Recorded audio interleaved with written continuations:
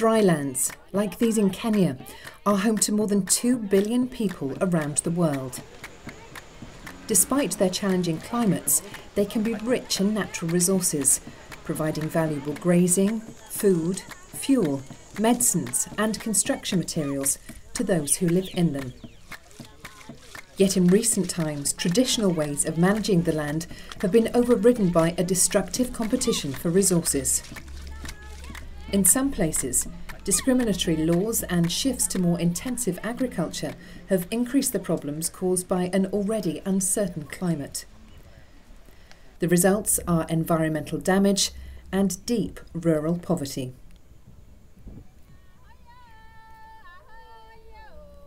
In Garba Tula, in the northeast of Kenya, IUCN and the Wildlife Resource Advocacy programme are working with local people and authorities to ensure the fair and sustainable use of their dryland ecosystem. Central to this project is making sure that governments rethink and protect the community-based practices of local farmers.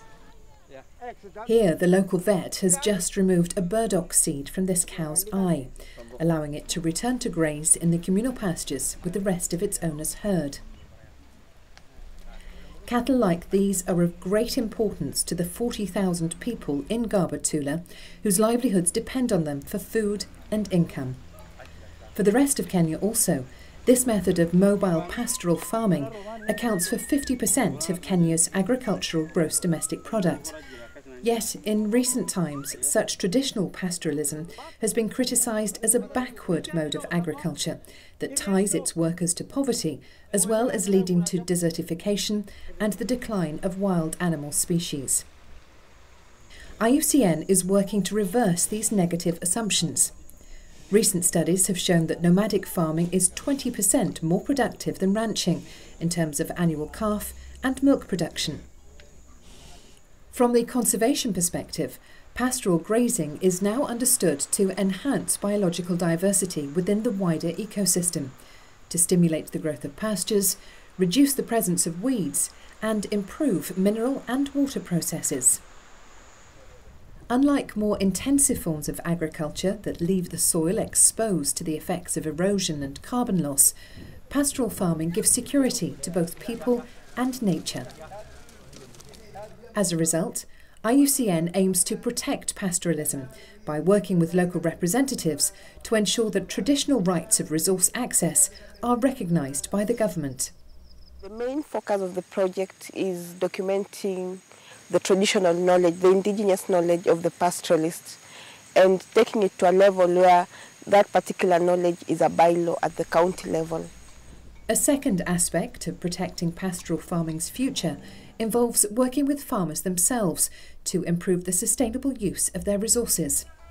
Building better water storage and drainage systems, for instance, can help raise water tables for the whole region, as well as providing for livestock.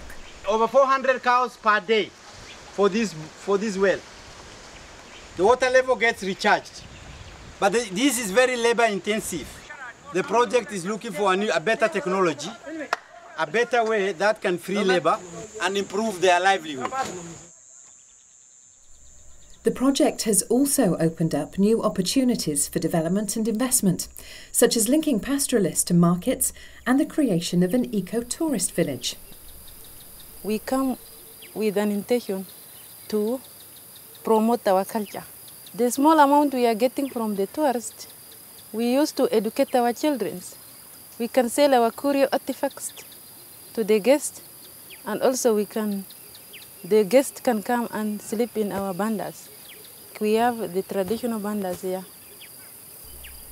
And finally, by coordinating meetings between the community elders and government representatives, the project is helping develop stronger local voices that in turn can build a more secure future for both Garba Tula's people and its ecosystem.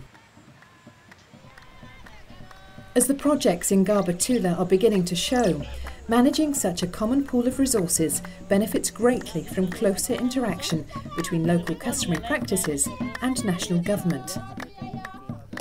Through such changes, this environment will hopefully continue to provide for those that live in it and be a model of sustainability for other dryland areas.